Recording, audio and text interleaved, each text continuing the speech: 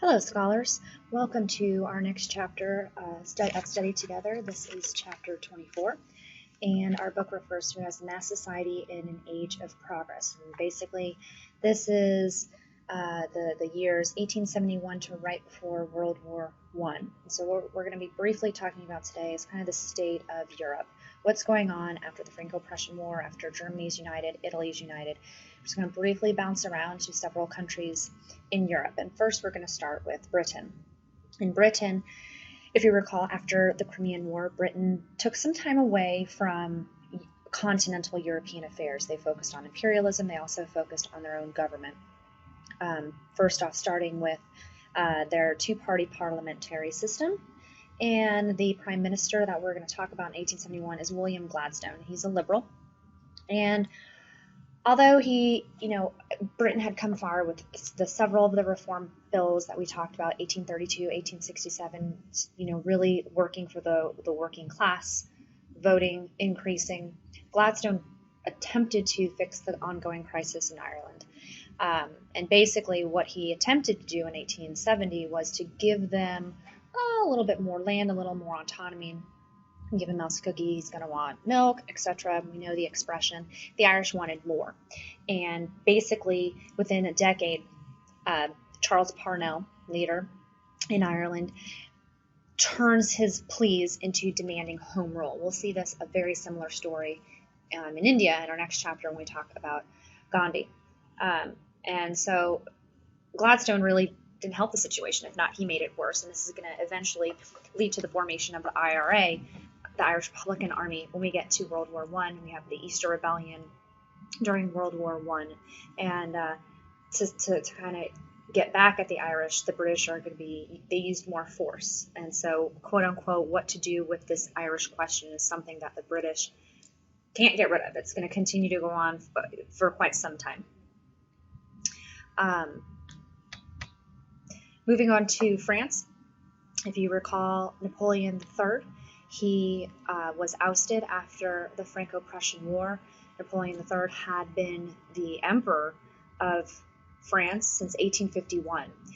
The Second French Republic ended in 1851 when he was voted by popular vote, by universal male suffrage, to become the emperor, and he remained the emperor, with the goal of restoring the French Empire.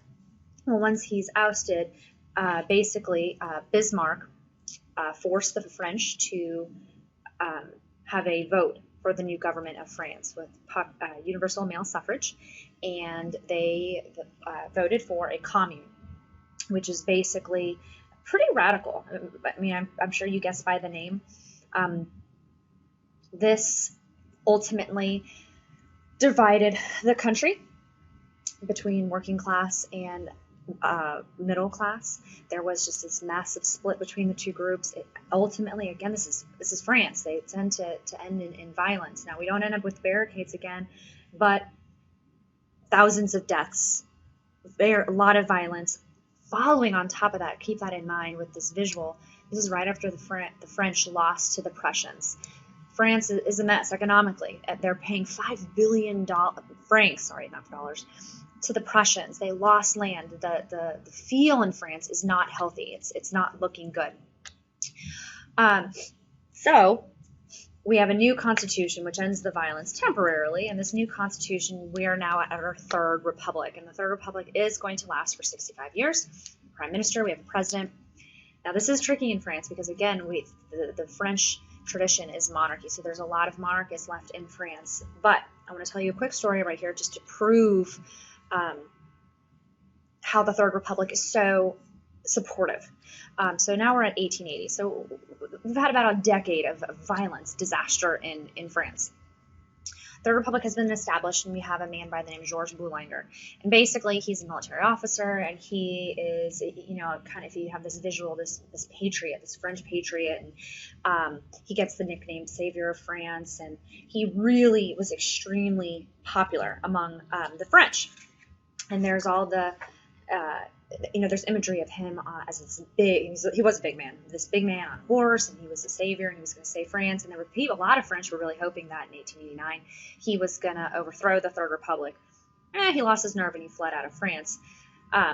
Why am I telling you this random story? Well, A, because this little crisis, a lot of people kind of deserted him, their support for him, because he kind of let them down and threw their support to the Third Republic. So, A, the Third Republic remains strong. Why am I telling you this? The Third Republic is going to remain strong all the way into World War I, and it's obviously very important for people to support their government in a time of serious crisis like the First World War. Second reason I'm telling you this random story is because of propaganda. Propaganda is gigantically important starting in the late 1800s. We've had the invention of photography. We talked about real war live photography during the Crimean War. Propaganda, because of technology, because of being able to print things and literacy being up and just an educated population. Propaganda is so incredibly important during this time, and that's how this random man, became so popular among the French. I want to end with very quickly the Dreyfus Affair, this late 1800s, and if you recall, Alfred Dreyfus is a Jewish French military officer, and he has been accused of giving. He's been accused of giving French military secrets to the Germans. Keep in mind, the French's arch enemy, number one arch enemy at this time, is Germany because of the Franco-Prussian War. So this is, of all things he can do, A, he's Jewish, and B, he's giving secrets to the Germans. Big no-no. The entire country is split into anti-Dreyfus, pro-Dreyfus. The Third Republic supports Dreyfus. Huge trial.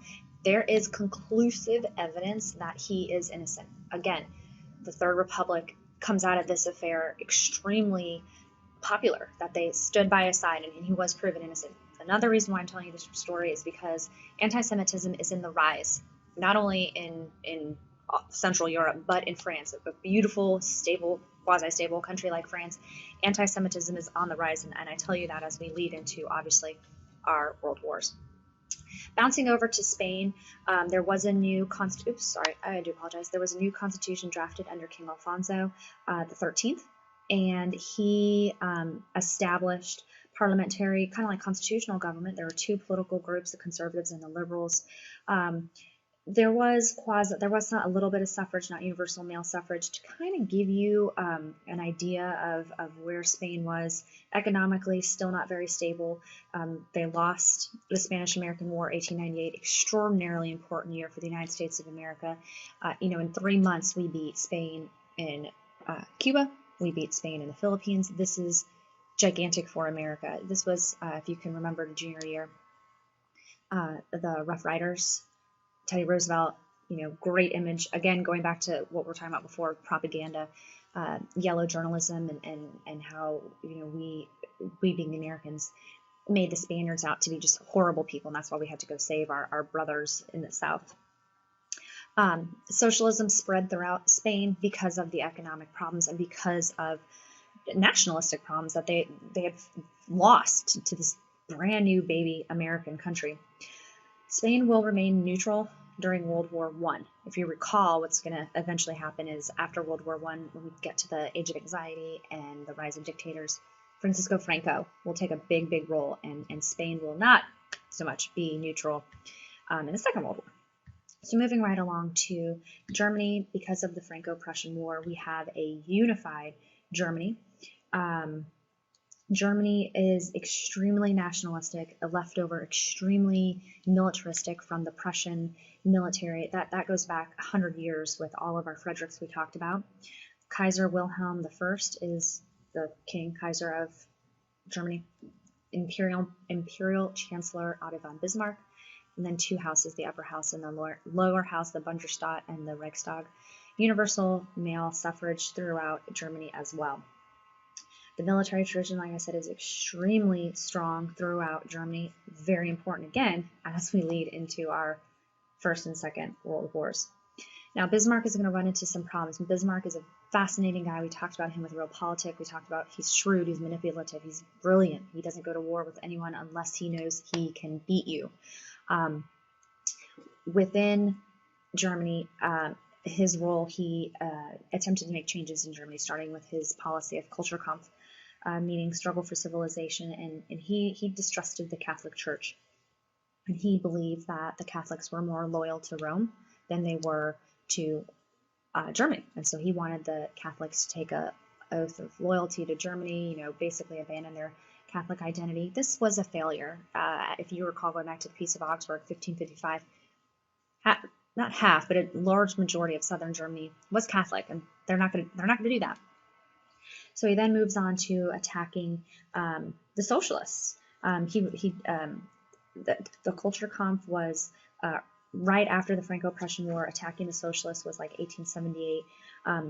Let's talk about that for a quick second.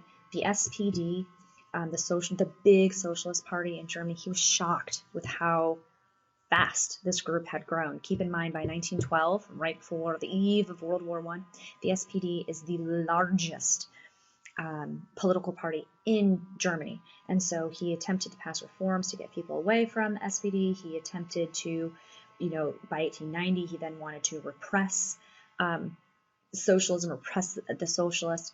Now keep in mind, socialism is growing so fast it's not possible. This is what actually leads to his he got fired. In 1890, he was fired.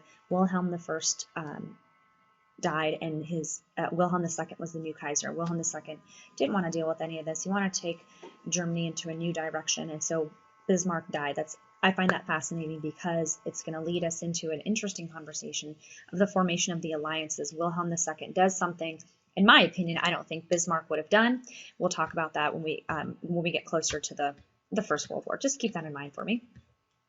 So we're going to finish with Austria-Hungary and Russia. Austria-Hungary, if you recall from the Compromise of 1867, Austria became the dual monarch of Austria and Hungary. So the Austro-Hungarian Empire was created with Franz Joseph as the monarch. Because of his very rigorous and strong rule, he was able to suppress the multiple ethnicities throughout the empire. He was strongly anti-Hungarian. Again, he was so successful because of his suppression. We'll talk obviously a lot about him when we get to World War I, as his nephew is going to be the one who was killed. That starts World War I. And finally, in Russia, after Alexander, the Tsar Alexander II is the Tsar that sued for peace, got Russia out of the Crimean War.